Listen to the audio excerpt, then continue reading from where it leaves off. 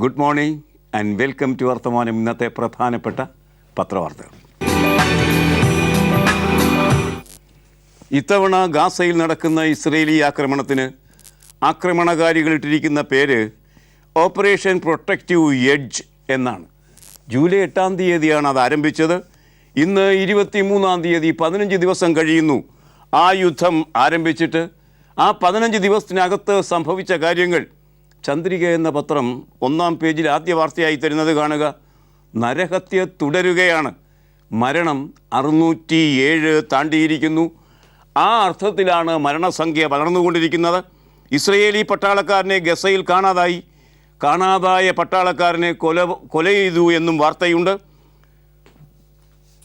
607 ആളുകൾ വധിക്കപ്പെട്ടിരിക്കുന്നു എന്ന് പറയുമ്പോൾ കുട്ടികളും സ്ത്രീകളും അടങ്ങുന്ന സിവിലിയന്മാർ തന്നെയാണ് ബഹുഭൂരിപക്ഷവും. 70% കൊല്ലപ്പെട്ടവർ എന്ന കാര്യത്തിൽ ആർക്കും തർക്കമില്ല.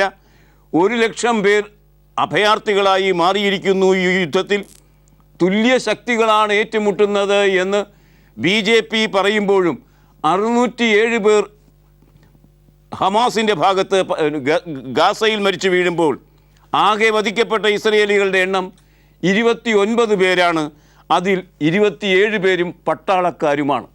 ഇങ്ങനെയാണ് വാർത്തകൾ വരുന്നത്. ബഹുഭൂരിപക്ഷവും സാധാരണക്കാർ വെടിവെച്ച് കൊല്ലപ്പെടുന്ന അല്ലെങ്കിൽ റോക്കറ്റ് ആക്രമണത്തിൽ വധിക്കപ്പെടുന്ന അവസ്ഥയാണ് ഗാസയിൽ ഇപ്പോഴും ഉള്ളത്. മരണസംഖ്യ 607 ആയിരിക്കുന്നു എന്ന് പത്രലോകം റിപ്പോർട്ട് ചെയ്തിരിക്കുന്നു. അപ്പോഴും വെടിനിർത്തൽ ശ്രമം കെയ്റോയിൽ മുന്നേറുന്നുണ്ട് എന്ന നിശ്വാസം പുലർന്ന വാർത്തയും ഇന്ന് നമ്മെ തേടിയെത്തുന്നു. UN secretary general Ban Ki മൂണും അമേരിക്കൻ വിദേശകാര്യമന്ത്രി ജോൺ കെറിയും ഇപ്പോൾ കെയ്റോയിൽ, ഈജിപ്തിൻ്റെ തലസ്ഥാനമായ കെയ്റോയിൽ ചർച്ചയിലാണ്. കൂട്ടക്കുരുതി മധ്യസ്ഥ ശ്രമവുമായി ബാൻ കി മൂൺ ഇസ്രയേലിൽ എന്ന വാർത്ത മെട്രോ വാർത്ത 1-ാം പേജിൽ തരുന്നു. 5 വർഷത്തിനിടയിൽ ഏറ്റവും വലിയ മനുഷ്യക്കുരുതിക്ക് സാക്ഷ്യം വഹിച്ച ഗാസയിൽ സമാധാന ശ്രമങ്ങളുമായി UN secretary general Ban Ki Moon ജെറൂസലേമിൽ എത്തിയിരിക്കുന്നു കെയ്റോയിൽ നിന്ന് എന്നതാണ് അതിൻ്റെ ഏറ്റവും പുതിയ സമാധാന ശ്രമത്തിൻ്റെ വാർത്ത. അതും പത്രലോകം തന്നിരിക്കുന്നു. 607 ആളുകളെ കുരുതി കൊടുത്തുകൊണ്ട് യുദ്ധം മുന്നേറുകയാണ് ഗാസയിൽ എന്നാണ് ഈ വാർത്ത നമ്മോട് പറയുന്നത്. ഗാസയ്ക്ക് ശേഷം നമ്മെ തേടിയെത്തുന്ന പ്രധാനപ്പെട്ട വാർത്ത ഇന്ന് സ്വാശ്രയ മാനേജ്മെൻറ്റുകളിനി സ്വന്തം പരീക്ഷ നടത്തി ആളുകളെ തിരഞ്ഞെടുക്കുന്ന വിദ്യാർത്ഥികളുടെ മെറിറ്റ് തിരഞ്ഞെടുക്കുന്നത് ക്ഷീണിക്കേണ്ടതില്ല. അങ്ങനെ അത് സർക്കാർ ചെയ്തുകൊള്ളും എന്ന് സുപ്രീം കോടതി പറഞ്ഞിരിക്കുന്നു. വളരെ നല്ല ഒരു നിരീക്ഷണം തന്നെ. ദേശാഭിമാനി ആ വാർത്ത ലീഡ് വാർത്തയാക്കുന്നത് സ്വാഭാവികം. സ്വാശ്രയ മെഡിക്കൽ ഡെൻ്റൽ മാനേജ്മെൻറ്റുകളുടെ സ്വന്തം പരീക്ഷ വേണ്ട, മതിയായി കോടതിക്ക്. സുപ്രീം കോടതിയുടെ നിലപാട് അതാണ്. മാനേജ്മെൻറ്റ് സീറ്റിലേക്ക് സർക്കാർ പട്ടികയിൽ നിന്ന് പ്രവേശനം നടത്തണം. ചില്ലറ കുഴപ്പങ്ങളല്ല അതൊന്നും ഉണ്ടാക്കാൻ പോകുന്നത്. ഫീസ് കുറയ്ക്കണമെന്നും കോടതി, അത് പിന്നീട് തീരുമാനിക്കപ്പെടും. സർക്കാർ അഭിഭാഷകൻ ഹാജരാകാത്തതിന് രൂക്ഷ വിമർശനം. ഇക്കാര്യത്തിൽ കേരള ഗവൺമെൻറ് നിലപാട് അതാണ്. സർക്കാർ അഭിഭാഷകർ സമയത്ത് മുങ്ങിക്കളയും. അങ്ങനെയാണ് സ്വാശ്രയ സ്വകാര്യ മാനേജ്മെൻറ്റിനെ കേരള സർക്കാർ പിന്തുണച്ചുകൊണ്ടിരിക്കുന്നത്. സുപ്രീം കോടതി അതും കണ്ടെത്തി കൈയോടെ വിളിച്ചു പറയുകയും ചെയ്തു. കാണുക സുജിത് ബേബി തരുന്ന റിപ്പോർട്ട്. മെഡിക്കൽ പ്രവേശനത്തിന് സ്വന്തം നിലയ്ക്ക് പ്രവേശന പരീക്ഷ നടത്താൻ അനുവദിക്കണമെന്ന സ്വാശ്രയ മെഡിക്കൽ ഡെൻ്റൽ കോളേജ് മാനേജ്മെൻറ്റുകളുടെ ആവശ്യം സുപ്രീം കോടതി തള്ളി. മെഡിക്കൽ ഡെൻ്റൽ കോളേജുകളുടെ മാനേജ്മെൻറ്റ് സീറ്റിലേക്ക് സർക്കാർ പട്ടികയിൽ നിന്നാണ് പ്രവേശനം നടത്തേണ്ടതെന്നും കോടതി വ്യക്തമാക്കി. സർക്കാർ അഭിഭാഷകൻ ഹാജരാകാത്തതുൾപ്പെടെ കേസിൽ സംസ്ഥാന സർക്കാർ കാണിക്കുന്ന അലംഭാവത്തെ ജസ്റ്റിസ് HR ദത്തു അധ്യക്ഷനായ ബെഞ്ച് രൂക്ഷമായി വിമർശിച്ചു എന്ന് പറയുമ്പോൾ ഈ രൂക്ഷ വിമർശനം കേട്ട് മൂട്ടിൽ തയമ്പ് പിടിച്ച ഉമ്മൻചാണ്ടിക്ക് പുല്ലുവില മാത്രമേ ഈ കോടതിയുടെ നിരീക്ഷണത്തിൽ ഉണ്ടാവാൻ ഇടയുള്ളൂ എന്ന് നമുക്ക് അനുഭവം കൊണ്ട് അറിയാം. ദേശാഭിമാനിയുടെ 1-ാം പുറം പ്രതിപക്ഷത്തിൻ്റെ പത്രമാണെങ്കിലും ഇക്കാര്യത്തിൽ ഭരണകക്ഷം നിയോഗിച്ച ജസ്റ്റിസ് ജെയിംസിൻ്റെ ആ കമ്മിറ്റിയുടെ ജാഗ്രതയെ ശ്ലാഘിക്കുന്നു ദേശാഭിമാനി. ഒരു നല്ല സമീപനം തന്നെ. അക്കാര്യത്തിൽ പൊളിച്ചത് ജസ്റ്റിസ് ജെയിംസിൻ്റെ ജാഗ്രത എന്ന ശീർഷകത്തിൽ അതിന് പ്രധാന വാർത്തയ്ക്ക് തൊട്ടു താഴെ സചിത്രമായി ആ വാർത്ത തരുന്നു ദേശാഭിമാനി. അതിങ്ങനെ MV പ്രദീപ് റിപ്പോർട്ട് ചെയ്യുന്നു.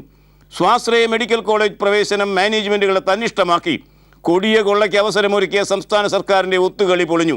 മുഴുവൻ സീറ്റും മാനേജ്മെൻറ്റുകൾക്ക് അടിയറ വയ്ക്കാനുള്ള സർക്കാർ നീക്കത്തെ മേൽനോട്ട സമിതി ജാഗ്രതയോടെ നേരിട്ടപ്പോൾ സുപ്രീം കോടതി വിധി ജനകീയ താൽപ്പര്യം സംരക്ഷിക്കുന്നതായി എന്ന് പറയുമ്പോൾ മന്ത്രിസഭ അടക്കമുള്ള ആളുകൾക്ക് വലിയൊരു പണം കൈക്കലാക്കാൻ പറ്റിയ അതിവിശാലമായൊരു സാധ്യത നഷ്ടപ്പെടുത്തിയ വിഷമവുമായാണ് സുപ്രീം കോടതിയുടെ നിരീക്ഷണം ഇന്ന് നമ്മെ തേടിയെത്തിയിരിക്കുന്നത് പത്രവാർത്താ താളുകളിലൂടെ.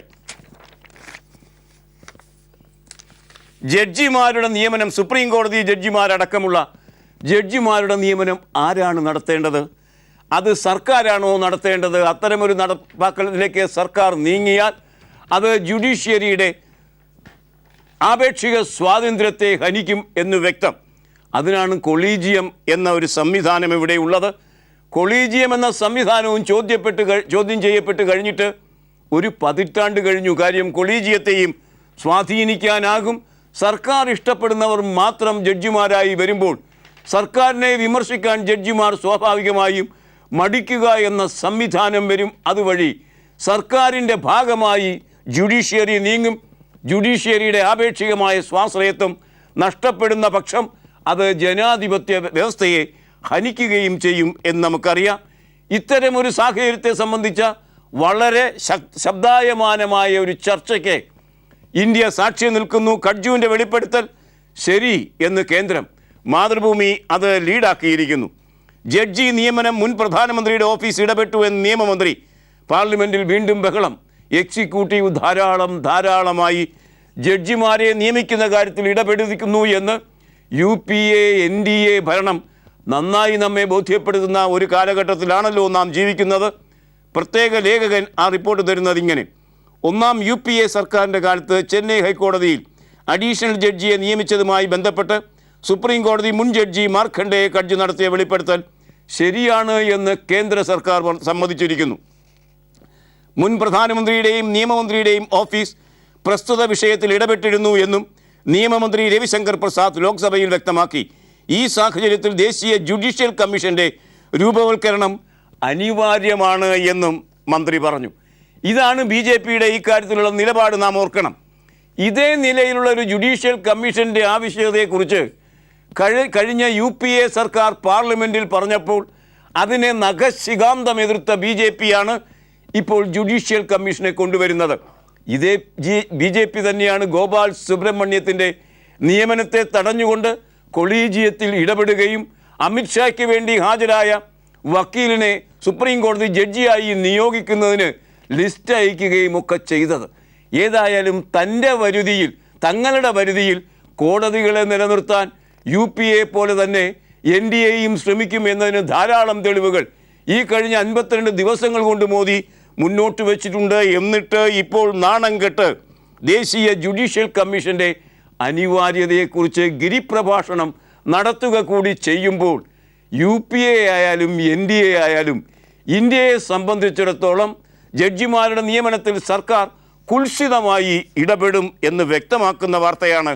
ആ വാർത്തയുടെ നേരെയുള്ള വാതിലാണ് മാർഖണ്ഡേയെ കഡ്ജു തുറന്നു വെച്ചത് എന്ന് വ്യക്തം. മോദി മന്ത്രിസഭ 50 ദിവസം പിന്നിട്ട് കഴിഞ്ഞിരിക്കുന്നു. അതിൻ്റെ പാപഭാരത്തിൽ തലയിൽ കൈവച്ച് നിലവിളിക്കുന്നു ഇന്ത്യൻ ജനാധിപത്യം. ഏതായാലും 100 ദിനം സമാഗതമാകാൻ പോവുകയാണല്ലോ. അത്തരമൊരു സാഹചര്യത്തിൽ 100 ദിവസം വരുമ്പോഴെങ്കിലും മാലോകർ തലയിൽ കൈവച്ച് നമോ എന്നതിനു പകരം എൻ്റെ അമ്മോ എന്ന് പറയുന്ന അവസ്ഥ എങ്ങനെ മാറ്റിയെടുക്കാം എന്ന് മോദി ആലോചിക്കുന്നു. 100 ദിനം ആഘോഷമാക്കാൻ ജനപ്രിയ പദ്ധതികളുമായി മോദി എന്നാണ് വർത്തമാനം പേജിൽ മലയാള മനോരമ അതിന് കൊടുത്തിരിക്കുന്ന ശീർഷകം. അതിൻ്റെ അർത്ഥം മോദി ഇതുവരെ നടപ്പാക്കിയത് ജനപ്രിയ സ്വഭാവത്തോടു കൂടിയ നടപടികളായിരുന്നില്ല, പദ്ധതികളായിരുന്നില്ല എന്ന് മോദി തന്നെ തിരിച്ചറിഞ്ഞു തുടങ്ങിയിരിക്കുന്നു. മന്ത്രാലയങ്ങൾക്ക് 17 മാർഗനിർദ്ദേശങ്ങൾ നൽകിയിരിക്കുന്നു. 100ാം ദിനം സമുചിതമാക്കാൻ മോദി തീരുമാനിക്കുന്നു. അതിൻ്റെ വിശദാംശങ്ങൾ ഇങ്ങനെ: കേന്ദ്ര മന്ത്രിസഭ 100 ദിവസം പൂർത്തിയാക്കുമ്പോൾ ഉദ്ഘാടനം ചെയ്യുകയോ പ്രഖ്യാപിക്കുകയോ തുടക്കം കുറിക്കുകയോ ചെയ്യാവുന്ന പ്രമുഖ പദ്ധതികൾ സമർപ്പിക്കാൻ പ്രധാനമന്ത്രി നരേന്ദ്രമോദി എല്ലാ മന്ത്രാലയങ്ങളോടും നിർദ്ദേശിച്ചു. രാജ്യത്തെ അതിവേഗം പുരോഗതിയിലേക്ക് നയിക്കുന്നതും ജനങ്ങൾക്ക് പ്രയോജനകരവുമായ പദ്ധതികൾ നടപ്പാക്കാൻ 17 മേഖലകൾ പ്രധാനമന്ത്രിയുടെ ഓഫീസ് തന്നെ കണ്ടെത്തിയിട്ടുണ്ട്. മെയ് 26-നാണ് പുതിയ സർക്കാർ അധികാരമേറ്റത്. സെപ്റ്റംബർ 3-ന് 100 ദിവസം പൂർത്തിയാക്കും. 17 പദ്ധതികളാണ് പ്രഖ്യാപിക്കാൻ പോകുന്നത്. ആ 17 പദ്ധതികളിൽ ഏറ്റവും തമാശ നിറഞ്ഞ ഒരു പ്രഖ്യാപനമുണ്ട്. അടുത്തെങ്ങും നടക്കാൻ ഇടയില്ലാത്തൊരു പ്രഖ്യാപനം കേൾക്കുക. രാജ്യത്തെവിടെയും 24 മണിക്കൂറിനുള്ളിൽ എത്തിച്ചേരാവുന്ന വിധം സഞ്ചാരപഥങ്ങൾ വികസിപ്പിക്കുക. കിഴക്കും പടിഞ്ഞാറും തീരദേശ എക്സ്പ്രസ് റോഡുകൾ വികസിപ്പിച്ച് അവ രാജ്യത്താകമാനം തലങ്ങും വിലങ്ങും മറ്റും ഹൈവേകളായി ബന്ധിപ്പിക്കാനാണ് നിർദ്ദേശം. തലങ്ങും വിലങ്ങും തരികയാണ്. ബഹുജന പ്രിയ പദ്ധതികൾ ഒന്നും നടപ്പാകാൻ സാധ്യതയില്ല എന്ന് മോഡിക്ക് തന്നെ അറിയാം. ഏതായാലും മോഡി ഭരണത്തിൻ്റെ 100-ാം ദിനത്തെങ്കിലും ചെറിയ ഒരു മോഡി പ്രഭാവം, ഒരു മോഡി കൊണ്ടുവരാൻ കഴിയുമോ എന്ന് മോഡി ആലോചിക്കുന്നു എന്ന് മാത്രം കരുതിയാൽ മതി ഈ വാർത്ത നാം വായിക്കുമ്പോൾ. മറ്റൊരു വാർത്ത കുറേ കൂടി ഗൗരവം നിറഞ്ഞ വാർത്തയാണ് അതേ പേജിൽ, വർത്തമാനം പേജിൽ മലയാളം മനോരമ ഇന്ന് തന്നിരിക്കുന്നത്. RSS ഇനി മുതൽ പരിശീലനം നൽകും. അമ്പലപ്പറമ്പിൽ മുളങ്കമ്പ് വെച്ച് നടത്തിയ പരിശീലനങ്ങളല്ല RSS തരാൻ പോകുന്നത്. അതൊക്കെ അവർ തന്നെ കൈവിട്ട് കഴിഞ്ഞെങ്കിൽ പുതിയ പരിശീലന കളരി മോദിയുടെ ആഭിമുഖ്യത്തിലുള്ള ഗവൺമെൻറ് RSSന് തുറന്നു കൊടുത്തിരിക്കുന്നു. കാണുക, മന്ത്രിമാരുടെയും MP-മാരുടെയും പ്രൈവറ്റ് സെക്രട്ടറിമാർക്ക് RSS പരിശീലനം അമ്പലപ്പറമ്പിലെ മുളവടി പരിശീലനമല്ല, മറിച്ച് പ്രത്യയശാസ്ത്ര മുളവടി പരിശീലനമാണ് നൽകുന്നത്. അതിങ്ങനെ BJP-ക്കാരായ കേന്ദ്രമന്ത്രിമാരുടെയും MP-മാരുടെയും പ്രൈവറ്റ് സെക്രട്ടറിമാർക്ക് RSS ബൗദ്ധിക കേന്ദ്രത്തിൽ പരിശീലനം നൽകും. മുംബൈയിൽ RSS നിയന്ത്രണത്തിലുള്ള രാംബാബു മാൾഗി പ്രബോധിനി ട്രസ്റ്റാണ് പരിശീലനം സംഘടിപ്പിക്കുന്നത്. ട്രസ്റ്റിൻ്റെ പേര് പറഞ്ഞു തീരുമ്പോൾ നാവിനെ എല്ലില്ല, അതുകൊണ്ട് എന്നിട്ടും നാവ് ഉളുക്കാൻ ഇടയുണ്ട്. ഇത്തരം പരിശീലനങ്ങളാണ് നൽകപ്പെടാൻ പോകുന്നത് എന്നാണ് ഈ മനോരമ വാർത്ത നമ്മോട് പറയുന്നത്. കേരളത്തിൽ ഇപ്പോൾ 131 പഞ്ചായത്തുകളിൽ ഹയർ സെക്കൻഡറി സ്കൂളുകളില്ല. അതുണ്ടാക്കാൻ ധാരണയായിട്ടുണ്ട്. കഴിഞ്ഞ ദിവസം വൈകുന്നേരം വരെ ഇവയിൽ ഒരു ബാച്ച് മാത്രം +2 അനുവദിക്കപ്പെടും. 131 പഞ്ചായത്തുകളിൽ പുതിയതായി +2 ഹയർ സെക്കൻഡറി സ്കൂൾ വരും. അതിൽ ഒരു ബാച്ച് മാത്രം +2-ൻ്റെ അനുവദിക്കുകയും ചെയ്യും. ഇനി സീറ്റ് ക്ഷാമം പരിഹരിക്കാൻ എറണാകുളം മുതൽ കാസർഗോഡ് വരെ 93 ഹൈസ്കൂളുകളെ അപ്ഗ്രേഡ് ചെയ്യാൻ തീരുമാനിച്ചു. 2 കാറ്റഗറികളിലായാണ് 320 ബാച്ചുകൾ വരുന്നത്. ഒരു ബാച്ചിന് 70 ലക്ഷം രൂപ, പ്രതിവർഷം 220 കോടി രൂപ ചിലവ് മൊത്തം ഇക്കാര്യത്തിൽ പ്രതീക്ഷിക്കുകയും ചെയ്യുന്നു. കാരണം ഈ 93 ഹൈസ്കൂളുകൾ, അപ്ഗ്രേഡ് ചെയ്യുന്ന ഹൈസ്കൂളുകളിൽ 2 ബാച്ചുകൾ വീതമാണ് ഇപ്പോൾ +2 അനുവദിക്കപ്പെടാൻ പോകുന്നത്. അങ്ങനെ വരുമ്പോൾ 320 ബാച്ചുകൾ, പിന്നീട് 280 ബാച്ചുകൾ പിന്നീടും വരും. ഏതായാലും 400 കോടി രൂപയോളം അധിക ചിലവിനുള്ള പദ്ധതികൾ തയ്യാറാക്കപ്പെട്ടിരിക്കുന്നു. മുഖ്യമന്ത്രിയുടെ മേൽനോട്ടത്തിൽ 4 ബിരുദന്മാരായ മന്ത്രിമാരാണ് ഇതിന് തിരഞ്ഞെടുക്കപ്പെട്ടിരിക്കുന്നത്. ആ മന്ത്രിമാരുടെ ലിസ്റ്റ് ഒന്ന് കാണുന്നത് നല്ലതാണ്. തിരുവഞ്ചൂർ രാധാകൃഷ്ണൻ വളരെ മോടിയുള്ളൊരു മന്ത്രി. രണ്ടാമത് PJ ജോസഫ്, മുല്ലപ്പെരിയാറിനെ കുറിച്ച് ഉറക്കം നഷ്ടപ്പെടുകയും ബാക്കിയെല്ലാം നഷ്ടപ്പെട്ടപ്പോൾ ഉറക്കം നേടിയെടുക്കുകയും ചെയ്ത വൃത്തിയുള്ള മൊഞ്ചുള്ള മന്ത്രി. തീർന്നില്ല, അബ്ദുറബ് നല്ലയാളാണ്, നമുക്കറിയാം. ഇനി അതിനൊക്കെ പുറമേ കാണുക, K ബാബുവും വന്നിരിക്കുന്നു. നല്ല വിരുദുള്ള മൊഞ്ചുള്ള 4 മന്ത്രിമാർ. ഈ ബിരുദന്മാരാണ് തീരുമാനമെടുക്കുന്നതെങ്കിൽ അതിൻ്റെ തലപ്പത്ത് ബിരുദന്മാരിൽ ബിരുദനായ മുഖ്യമന്ത്രി ഉമ്മൻചാണ്ടിയാണ് ഇരിക്കുന്നത് എങ്കിൽ കച്ചവടം പൊടിപൊടിക്കും എന്ന് മംഗളം പത്രം പറഞ്ഞത് എത്രയോ ശരി എന്നാണ് തെളിയുന്നത്. മാധ്യമം എന്ന പത്രം അതേ സംബന്ധിച്ച വാർത്ത ഒന്നാം പുറത്തു തരുന്നു. അതിങ്ങനെ 224 ഹയർ സെക്കൻഡറികൾക്ക് ധാരണ, അപ്ഗ്രഡേഷൻ 93 വെട്ടിക്കുറച്ചു. സംസ്ഥാനത്ത് പുതിയ ഹയർ സെക്കൻഡറി സ്കൂളുകൾ അനുവദിക്കുന്നതിൽ മന്ത്രിസഭാ ഉപസമിതിയിൽ ധാരണ. ഈ ഉപസമിതിയുടെ ഘടനയെക്കുറിച്ചാണ് നേരത്തെ സൂചിപ്പിച്ചത്. ഏതായാലും വിദ്യാഭ്യാസ വകുപ്പിലെ ഉദ്യോഗസ്ഥർ പറയുന്നത് അധികമായി 400 കോടി രൂപ ചിലവാകും.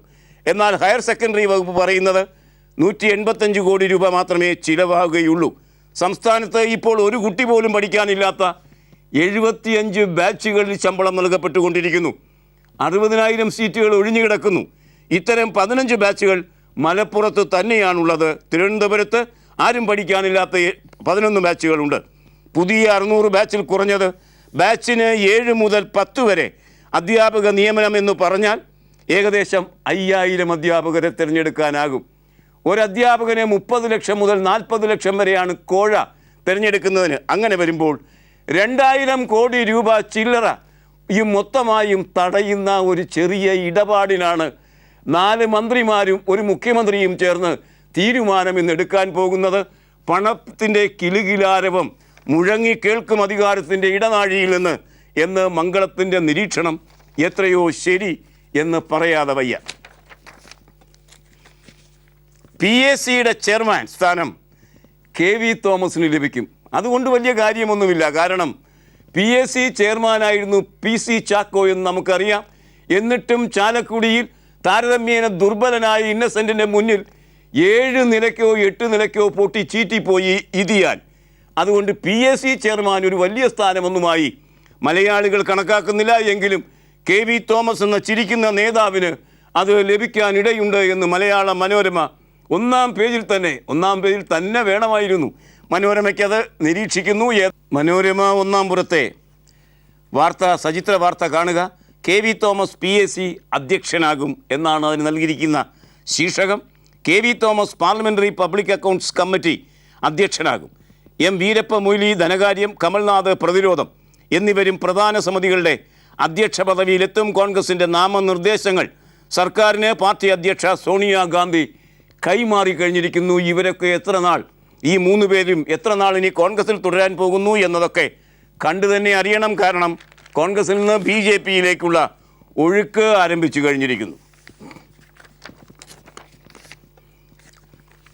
തിരുവനന്തപുരത്ത് അട്ടക്കുളങ്ങര സ്കൂൾ KSRTCക്ക് വഴിമാറും. മെട്രോ മനോരമയുടെ ലീഡ് വാർത്ത അതാണ് പറയുന്നത്. സ്കൂൾ വളപ്പിൽ ബസ് ടെർമിനൽ പിന്നോട്ടടിക്കില്ല എന്ന് ട്രിഡ. അട്ടക്കുളങ്ങര സ്കൂൾ വളപ്പിൽ KSRTC ബസ് ടെർമിനലിന് ഷോപ്പിംഗ് കോംപ്ലക്സ് നിർമ്മിക്കുന്ന പദ്ധതിയുമായി ട്രിഡ മുന്നോട്ട് തന്നെ.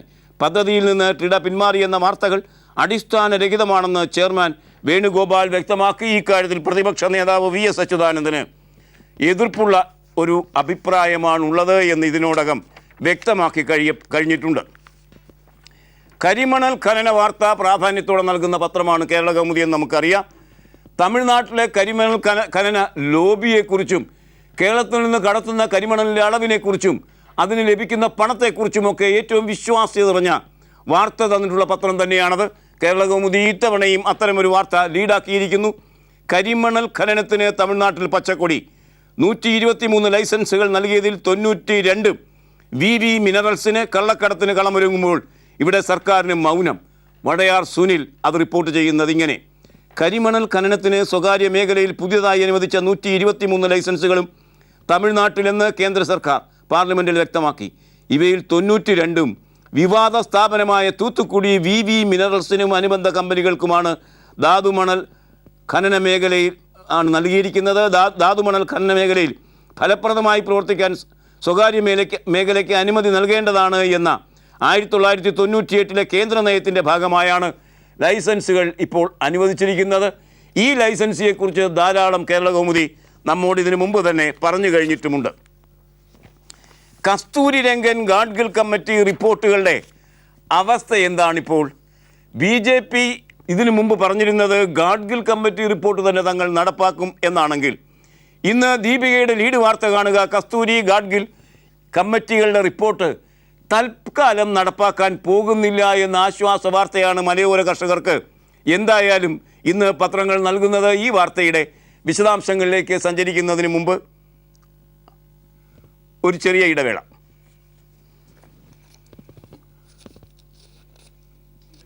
ഇല്ല, ഒരെണ്ണം പോയതാണല്ലേ.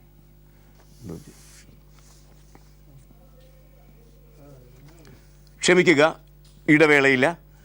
ഏതായാലും ആ വാർത്തയിലേക്ക് തന്നെ തിരിച്ചു വരുമ്പോൾ, കസ്തൂരി ഗാഡ്ഗിൽ രംഗൻ റിപ്പോർട്ട് നടപ്പാക്കുന്നത് വിശദമായ ചർച്ചകൾക്ക് ശേഷമെന്ന് മന്ത്രി ജാവദേക്കർ പാർലമെൻറ്റിൽ ഉറപ്പു നൽകിയിരിക്കുന്ന വാർത്തയാണ് ദീപിക ലീഡാക്കിയിരിക്കുന്നത്.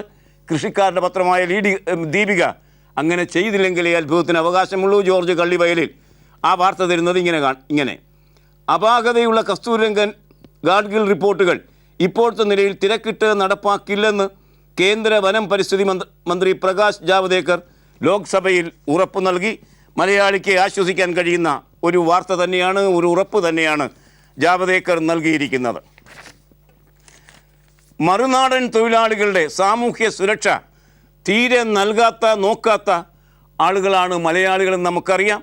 രണ്ടാംകിട തൊഴിലാളികളെന്ന നിലയ്ക്കാണ് സാമൂഹ്യ സുരക്ഷയുടെ കാര്യത്തിലും അതുപോലെ ശമ്പളത്തിൻ്റെ കാര്യത്തിലും അവരെ നാം നോക്കിക്കാണുന്നത്. അവരുടെ ക്യാമ്പ് പരിശോധിച്ചതിനെ പറ്റിയുള്ള വാർത്തയാണ് ഇന്ന് പത്രലോകം നമുക്ക് തരുന്ന മറ്റൊരു പ്രധാനപ്പെട്ട വാർത്ത. മനോരമയുടെ പ്രാദേശിക വാർത്ത പേജ് കാണുക. മറുനാടൻ തൊഴിലാളികൾക്ക് വൃത്തിയില്ലാത്ത ക്യാമ്പ്, നിർമ്മാണ കമ്പനി ജീവനക്കാർ അറസ്റ്റിൽ. വൃത്തിയില്ലാത്ത ക്യാമ്പിൽ അന്യസംസ്ഥാന തൊഴിലാളികളെ താമസിപ്പിച്ചതിന് 2 മലയാളി മുതലാളിമാരെ അറസ്റ്റ് ചെയ്തിരിക്കുന്നു. ആ ക്യാമ്പിൽ കോളറ, മലമ്പനി, കുഷ്ഠം എന്നിവ കണ്ടെത്തപ്പെട്ടിരിക്കുന്നു എന്നുകൂടി വാർത്തയിലുണ്ട്. പ്രതാപവർമ്മ തമ്പാനെ മാറ്റി. ഇരിയാന് അത് അറിയുകയും ചെയ്തില്ല. മാറ്റുമ്പോൾ അറിയേണ്ടതാണ്. കോൺഗ്രസിൽ അങ്ങനെയൊക്കെയാണ് കാര്യങ്ങൾ നടക്കുക. പ്രതാപവർമ്മ തമ്പാനെ മാറ്റി സത്യശീലൻ കൊല്ലം DCC പ്രസിഡന്റ്. വാർത്തയും വീക്ഷണവും പേജിൽ മാതൃഭൂമി അത് പറയുന്നത് ഇങ്ങനെ: കൊല്ലം DCC പ്രസിഡന്റ് സ്ഥാനത്ത് നിന്ന് G. പ്രതാപവർമ്മ തമ്പാനെ മാറ്റി സത്യശീലനാണ് പുതിയ പ്രസിഡന്റ്. മാറ്റിയത് താൻ അറിഞ്ഞില്ല എന്ന് പ്രതാപവർമ്മ തമ്പാൻ ഇന്നലെ ദൃശ്യമാധ്യമങ്ങളുടെ മുന്നിൽ പറയുകയുണ്ടായി. സീതാറാം കേസരി എന്ന ഒരു പ്രസിഡന്റ് ഉണ്ടായിരുന്നു. അദ്ദേഹം വർക്കിംഗ് കമ്മിറ്റിക്ക് വന്നപ്പോഴാണ് മാറ്റിയ കാര്യം അറിഞ്ഞത് എന്ന പശ്ചാത്തലവും നാം പരിശോധിക്കുന്നത് നല്ലതായിരിക്കും. മഞ്ജുള ചെല്ലൂരിനെ മാറ്റി കൽക്കത്തയിലേക്കാണ് മാറ്റിയത്. പകരം അശോക് ഭൂഷൺ ആക്ടിംഗ് ചീഫ് ജസ്റ്റിസായി വരുന്ന വാർത്ത. മംഗളം 1-ാം പേജിൽ മഞ്ജുള ചെല്ലൂർ കൽക്കട്ട ഹൈക്കോടതിയിൽ ചീഫ് ജസ്റ്റിസ്. കേരള ഹൈക്കോടതി ചീഫ് ജസ്റ്റിസ് ഡോക്ടർ മഞ്ജുള ചെല്ലൂരിനെ കൽക്കത്ത ഹൈക്കോടതി ചീഫ് ജസ്റ്റിസായി നിയമിച്ചു. ഇത് സംബന്ധിച്ച ഉത്തരവ് രാഷ്ട്രപതി പുറപ്പെടുവിച്ചിരിക്കുന്നു എന്ന് ഈ വാർത്ത പറയുന്നു. ഇനി ഇന്നത്തെ മുഖലേഖനങ്ങൾ. ഇത് റമദാനിൻ്റെ വിശുദ്ധ മാസമാണ്. ആ മാസത്തെ മുൻനിർത്തി ഖുറാൻ്റെ ഒരു പ്രബോധനത്തെ മുൻനിർത്തിയും മാധ്യമത്തിൻ്റെ നിലപാട് തറയിൽ റമദാൻ മാസത്തിൻ്റെ ചിന്തകൾ എന്ന നിലയ്ക്ക് മധ്യരേഖ എന്ന തൻ്റെ പങ്ക്തിയിൽ D. ബാബു പോൾ എഴുതുന്നത് കാണുക. ഖുറാൻ പറയുന്നത് ഇങ്ങനെ: ഒരു ചുവന്നുള്ളിയുടെ ദാനം പോലും സർവശക്തൻ അറിയാതിരിക്കുന്നില്ല. അതേസമയം അതിൻ്റെ നന്മ തനിക്ക് മാത്രം അവകാശപ്പെട്ടതാണ് എന്ന സ്വാർത്ഥ ചിന്തയും അവിടുന്ന് അറിയാതിരിക്കുന്നില്ല. ഇതാണ് പ്രാർത്ഥനയുടെ മാസത്തിൽ, ഈ വ്രതശുദ്ധിയുടെ ഈ മാസത്തിൽ നാം ഏറ്റെടുക്കേണ്ട ചിന്ത. അപ്പോൾ തന്നെ സംഭവിക്കുന്ന മറ്റൊരു കാര്യത്തെക്കുറിച്ചും ശ്രീ ബാബു പോൾ സൂചിപ്പിക്കുന്നു. അതിങ്ങനെ: ഈ റമദാനിൽ 2 ഇടങ്ങളിൽ രക്തം ചൊരിയപ്പെടുകയാണ്. ഗസയിലെ ദുരന്തത്തിന് കിട്ടുന്ന പ്രാധാന്യം ഇറാഖിലേതിന് കിട്ടുന്നില്ലെങ്കിലും ജീവൻ്റെ വില 2ഇടത്തും ഒരുപോലെയാണല്ലോ. വിലയേറിയ ജീവനാണ് പിടഞ്ഞ് വീണ് മരിക്കുന്നത് എന്ന കാര്യവും ഓർമ്മിപ്പിക്കുന്നു ഈ ലേഖനത്തിലൂടെ ശ്രീ ബാബു പോൾ. ഇന്ന് മലയാള മനോരമയുടെ കാഴ്ചപ്പാട് പുറത്ത് ഒരു ലേഖനമുണ്ട്. ലേഖനം എഴുതിയിരിക്കുന്നത് G. കാർത്തികേയൻ ആണ്. അദ്ദേഹം സ്പീക്കറാണിപ്പോഴും സാങ്കേതിക അർത്ഥത്തിൽ, എന്നാൽ രാജി പ്രഖ്യാപിച്ച സ്പീക്കറുമാണ്. ഗാന്ധിജിക്കും നരേന്ദ്രമോദിയിലും ഇടയിൽ ഉള്ള ഒരു അപാര സാമ്യം കണ്ടെത്തിക്കളഞ്ഞു. കഴിഞ്ഞ തവണ ഇവിടെ വന്ന് വാക്കുകൾ ദുരുപയോഗം ചെയ്ത് തിരിച്ചുപോയ അരുന്ധതി, നമുക്കറിയാം, എഴുത്തുകാരിയായ അരുന്ധതി പറഞ്ഞത് സമൂഹത്തിൻ്റെ താഴെക്കിടയിലുള്ളവരെ മുകളിലേക്ക് ഉയർത്തിക്കൊണ്ടുവരണമെന്ന് പറയാത്ത ഗാന്ധിജിക്കും നരേന്ദ്രമോദിക്കും ഒരേ സ്വരമാണ് എന്ന കടുത്ത ഭാഷയിൽ അരുന്ധതി റോയ് അഭിപ്രായപ്പെട്ടതിനെ മുൻനിർത്തി ഒരു ഗാന്ധി വിചാരം നടത്തുന്നു G. കാർത്തികേയൻ. ഈ മൗനം കുറ്റകരം എന്ന ശീർഷകത്തിലെ മനോരമ ലേഖനത്തിൽ ഏത് മൗനമാണ് കുറ്റകരം കാണുക. ഒരു പുസ്തകം സമ്മാനിച്ച പ്രശസ്തിയുടെയും NGO ബലത്തിലുള്ള 5 സ്റ്റാർ സാമൂഹ്യ പ്രവർത്തനത്തിൻ്റെയോ രൂപഭാവങ്ങളിലെ സെലിബ്രിറ്റി പരിവേഷത്തിൻ്റെയോ മണൽക്കൂനയ്ക്ക് മുന്നിൽ കയറിയെന്ന് ലോകത്തിന് മുന്നിൽ ഭാരതത്തിന് ചൂണ്ടിക്കാണിക്കാനുള്ള ഒരൊറ്റ ആദർശ രൂപത്തെ ഭാരതത്തിൻ്റെ രാഷ്ട്രപിതാവിനെ പുലയാട്ട് പറയുമ്പോൾ പ്രതികരിക്കാത്ത കേരളത്തിലെ യുവത്വം. സത്യത്തിൽ അരുന്ധതി റോയ് അങ്ങനെ പറയുമ്പോൾ കേരളത്തിലെ യുവത്വം തല കുമ്പിട്ട് പ്രതികരണശേഷി നഷ്ടപ്പെട്ട് ആ പേക്കൂത്തുകൾ കേട്ടുകൊണ്ടിരിക്കുകയായിരുന്നു എന്നാണ് കാർത്തികേയൻ ആരോപിക്കുന്നത്. ആ യുവത്വം വേദി വിട്ട് പ്രതിഷേധിച്ച് പുറത്തു പോകാനുള്ള നട്ടല്ലില്ലാത്ത വേദിയിലെ പണ്ഡിത ബുദ്ധിജീവികൾ, യുവത്വത്തിന് ശേഷം നട്ടല്ലില്ലാത്ത ബുദ്ധിജീവികൾ, നാടിനെക്കുറിച്ചോർത്ത് എൻ്റെ തല കുനിഞ്ഞു പോകുന്നു എന്നെഴുതുന്നു G. കാർത്തികേയൻ ഈ ലേഖനത്തിൽ. ഇനി ഇന്നത്തെ കാർട്ടൂൺ. കോൺഗ്രസിനുള്ളിൽ രാഹുലിനെതിരെ പടനീക്കം നടക്കുകയാണ്. പ്രിയങ്കയെ തൽക്കാലം കൊണ്ടുവരാൻ പോലും ആലോചന നടക്കുമ്പോൾ കോൺഗ്രസിൻ്റെ ഗതികേടോ എന്ത്? ഈ കാർട്ടൂൺ കാണുക. ഇത് തണ്ട കോൺഗ്രസ് എന്ന് പറഞ്ഞു പോവും ഇത് കാണുമ്പോൾ. മുന്നിൽ കുഴലൂതി രാഹുൽ, തൊട്ടു പിന്നിൽ കൂനിക്കൂടി സോണിയാഗാന്ധി. അതിനു പിന്നിൽ കാണുക അടിപിടി പൂരവുമായി ആളുകൂളി സംഘമായ അനുചരന്മാരും പോകുന്ന സുരേന്ദ്ര കാർട്ടൂൺ ഹിന്ദു ഇന്ന് നമുക്ക് തന്നിരിക്കുന്നു. ഇനി ഇന്നത്തെ ചിത്രം.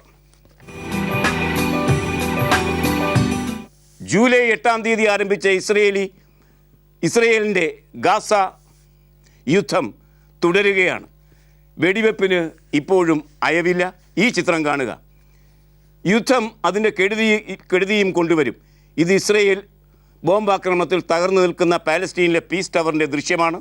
തേജസ് എന്ന പത്രമാണ് ഈ ദൃശ്യം 1-ാം പേജിൽ തന്നിരിക്കുന്നത്. ഈ ദൃശ്യത്തോടെ ഇന്നത്തെ വർത്തമാനം സമാപിക്കുകയാണ്. Nice day, good bye.